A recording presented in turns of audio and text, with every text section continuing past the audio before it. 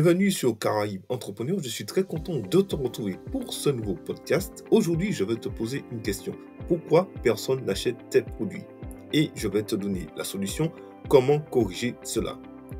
Tu as lancé ton produit, tu as mis tout ton cœur dedans, mais personne n'achète ton produit. Et tu commences à te demander si le problème vient de toi. Moi, je te dis stop aujourd'hui. Le problème, c'est pas toi, c'est ta stratégie.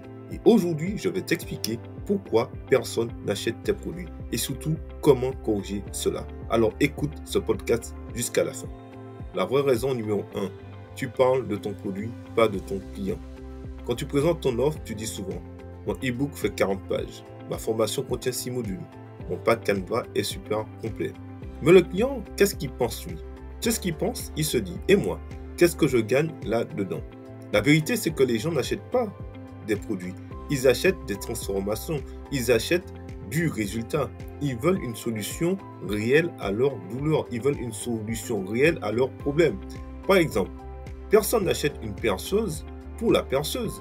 Les gens achètent une perceuse parce qu'ils veulent percer un trou dans leur mur pour accrocher par exemple un tableau. Donc ils veulent acheter une perceuse pour pouvoir percer et accrocher un tableau au mur par exemple. Donc ils veulent du résultat final. Donc moi, je t'encourage aujourd'hui à reformuler ta phrase. Je vais te donner un exemple de phrase. Je t'aide à résultat désiré sans, et tu vas citer l'obstacle ou la frustration. Raison numéro 2. Ton produit n'a pas de valeur perçue. Tu peux avoir un excellent produit, une excellente offre, mais si ta présentation est floue, désordonnée ou peu claire, le client ne va pas acheter ton produit parce qu'il ne verra pas la valeur de ton produit ou de ton offre. Le cerveau humain, tu sais, décide en 3 secondes. S'il reste ou s'il scrolle, ton offre doit immédiatement inspirer confiance. Donc là, je vais te donner les 3 clés de la valeur perçue. Première clé, une promesse claire. Par exemple, tu poseras une question. Tu veux, entre parenthèses, tu mettras le résultat, point d'interrogation, voilà la solution. Deuxième clé, un visuel professionnel. Tu mets une maquette, un packaging ou un design. Troisième clé, une preuve sociale. Ça peut être un témoignage, un avis, un chiffre ou ton propre parcours. Je vais te donner un exemple concret. Par exemple, tu veux vendre un e-book à 9 €. Mais la différence, c'est que si tu apportes de la valeur par rapport à cet e-book et que tu dis c'est une formation de 3 jours dans lequel tu trouveras un modèle. De plus, tu as une garantie de satisfaction. Donc, tu as une formation de 3 jours, un modèle et une garantie de satisfaction. Le client sera prêt à payer 49 € juste parce que tu lui as montré la valeur qu'il a perçue.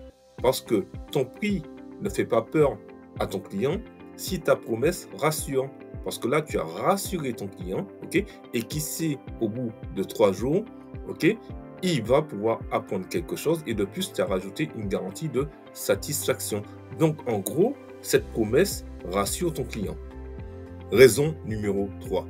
Tu n'as pas créé le lien émotionnel avec ton client. Les gens achètent d'abord avec le cœur parce que ce sont des humains.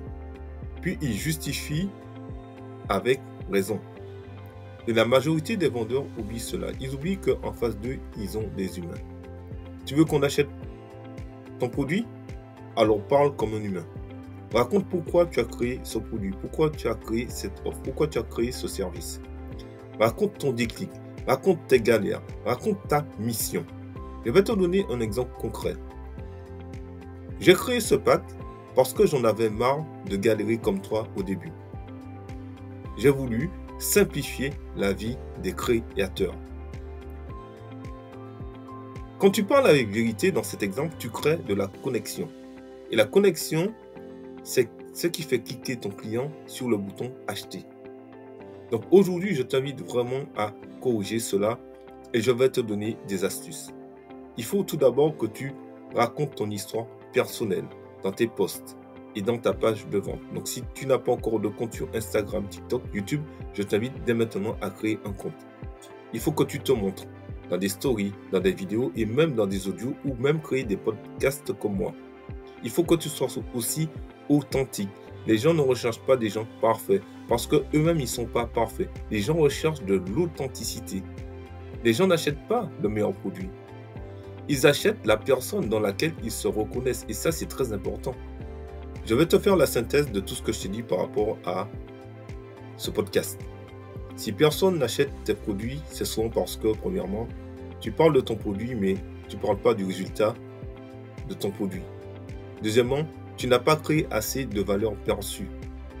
Troisièmement, tu ne touches pas ton audience émotionnellement.